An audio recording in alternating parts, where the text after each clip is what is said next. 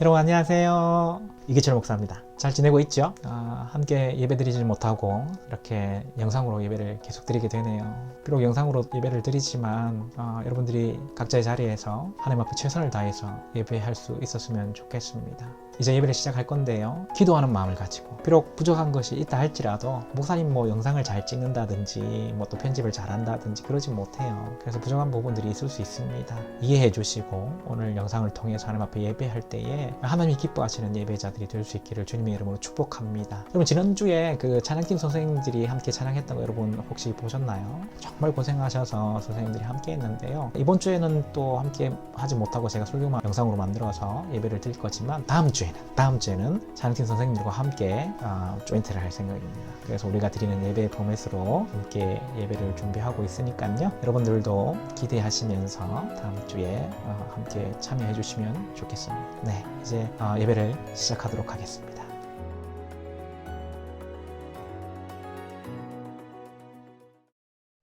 제가 이 본문을 가지고요. 앞길을 준비하시는 하나님이라는 말씀의 제목으로 같이 하나님의 말씀을 나누겠습니다. 그럼 오늘 본문을 보면 이삭 이야기가 나옵니다. 이삭이 누구죠, 여러분? 예, 맞습니다. 이삭은요, 아브라함의 아들입니다. 그런데 오늘 본문을 좀 더 깊이 있게 이해하려면요. 1절 말씀을 좀 읽어볼 필요가 있습니다. 창세기 26장 1절 말씀 제가 한번 읽어보도록 하겠습니다. 아브라함 때에 첫 흉년이 들었더니 그 땅에도 흉년이 들매 이삭이 그랄로 가서 블레셋 왕 아비멜렉에게 이르렀더니 이렇게 말씀하고 있죠. 여러분 이삭이 살았던 때에 뭐가 있었다라고 말씀하고 있어요? 흉년이 있었다 그렇게 말씀하고 있습니다. 여러분 흉년이 뭡니까?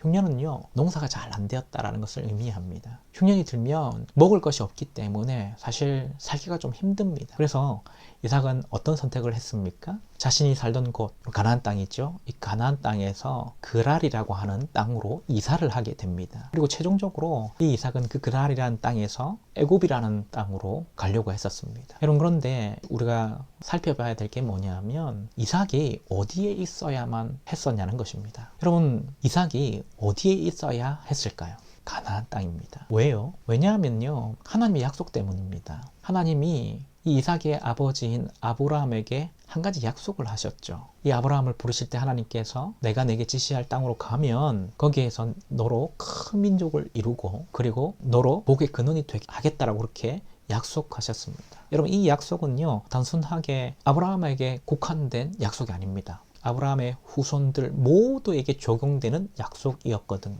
여러분 그렇기 때문에 이삭은요 가나안 땅에 있어야만 했습니다. 왜냐하면 하나님께서 이 가나안 땅에 있을 때에 하나님의 복과 하나님의 은혜를 약속하셨기 때문입니다. 여러분 그래서 하나님이 이삭에게 나타나셔서요 말씀을 하십니다. 여러분 2절에서 4절까지의 말씀을 한번 보도록 하겠습니다. 제가 읽습니다. 여호와께서 이삭에게 나타나 이르시되 애굽으로 내려가지 말고, 여러분 애굽으로 내려가지 말라고 말씀하고 있잖아요. 내가 내게 지시하는 땅에 거주하라. 이 땅에 거류하면 내가 너와 함께 있어 내게 복을 주고 내가 이 모든 땅을 너와 내 자손에게 주리라. 내가 내 아버지 아브라함에게 맹세한 것을 이루어 내 자손을 하늘의 별과 같이 번성하게 하며 이 모든 땅을 내 자손에게 주리니 내 자손으로 말미암아 천하 만민이 복을 받으리라. 여러분 이 약속 사실은 자신의 아버지였던 아브라함에게 동일하게 약속하셨던 내용이었죠. 여러분 그런데 이 이삭에게도 똑같이 말씀하신다라는 겁니다. 가나안 땅에 있는 것이 중요한 것을 지금 말씀하고 있는 거예요. 그렇기 때문에 이 구약 성경에서는요 땅의 의미가 굉장히 중요합니다. 그냥 물리적인 의미에서의 어떤 땅 이게 아니고요. 이 땅이 사실은 하나님의 복과 은혜를 상징하는 것이기 때문에 대단히 중요한 개념이라고 할 수 있습니다. 그런데 이삭이 가나안 땅에 흉년이 드니까 어떻게 했다고요? 1절 하반절 말씀 다시 한번 보십시오. 그 땅에 또 흉년이 들매. 사실은 아브라함 때도 한번 들었었거든요. 근데 이삭 때도 또 흉년이 들매 이삭이 그랄로 가서 블레셋 왕 아비멜렉에게 이르렀더니 이렇게 말씀하고 있습니다. 여러분 지금 이삭은 어떤 선택을 했어요? 흉년이 드니까 하나님의 복이 약속된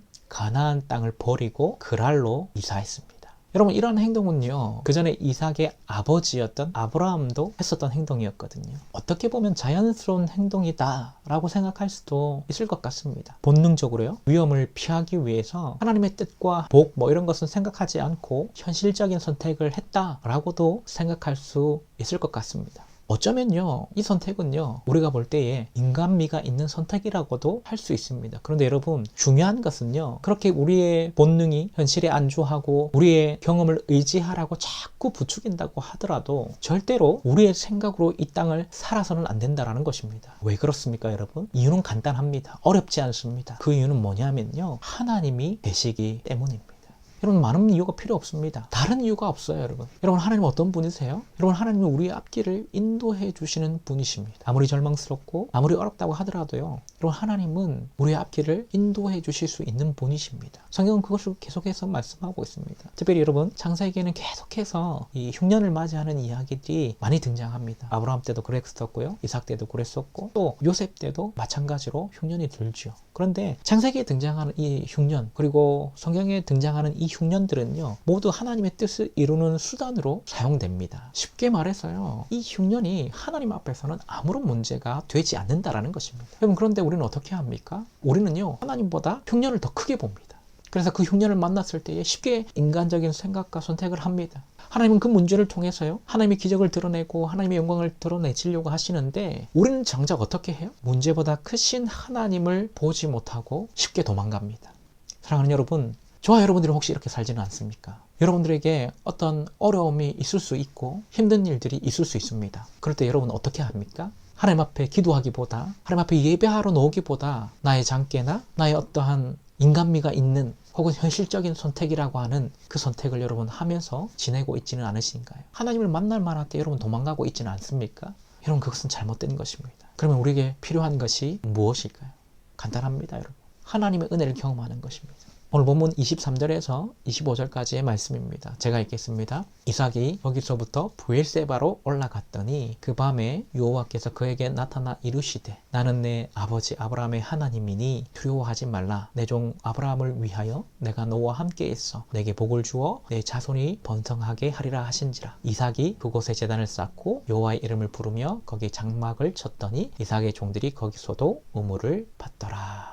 여러분, 지금 이삭이 어디로 올라갔다고 지금 말씀하고 있습니까? 여러분, 브엘세바죠. 원래 여러분, 이 이삭이 어디에 있었다고요? 흉년을 피해서 그랄이라는 땅, 여러분 가나안 땅 아니죠? 이 그랄이라는 땅에 있었었죠. 여러분, 그런데 지금 이 이삭이 있는 곳은 어디입니까? 브엘세바거든요.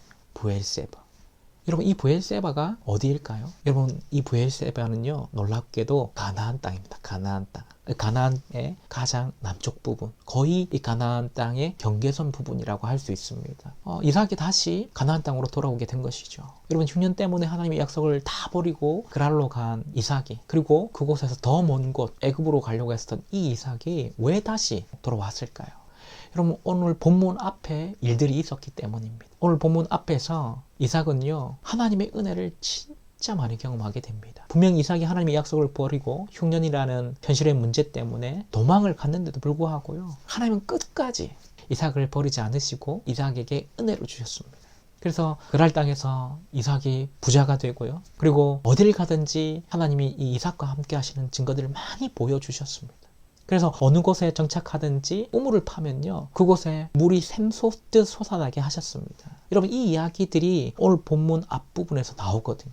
여러분, 이게 무엇을 의미합니까? 하나님은 이삭이 은혜의 자리로 돌아올 수 있도록 앞길을 준비해 주셨다는 것입니다. 여러분, 이삭은 원래 흉년이라는 문제 때문에 하나님의 약속은 안중에도 없이 도망가려고 했습니다. 어떻게 보면 현실적인 선택이었죠. 잘한 선택이라고도 말할 수 있을 것입니다. 하나님의 약속과 상관없이 살아가는 것, 사람들이 봤을 때는요, 그것을 잘한 선택이라고 말할 수도 있을 것입니다. 그런데 이 이삭이 어떻게 해서 원래 계획했던 그랄 땅에서 애굽으로 가지 않고 다시 가나안 땅으로 돌아오게 되었을까요? 다른 이유 때문이 아닙니다. 이 이삭이 하나님의 은혜를 진짜 많이 경험했기 때문입니다. 하나님께서 이삭의 앞길을 계속 준비해 주시면서요, 하나님의 은혜를 진짜 많이 보여주시고 경험하게 해주셔서 그 은혜 때문에 이 이삭이 다시 가나안 땅으로 돌아오게 되었다는 것입니다.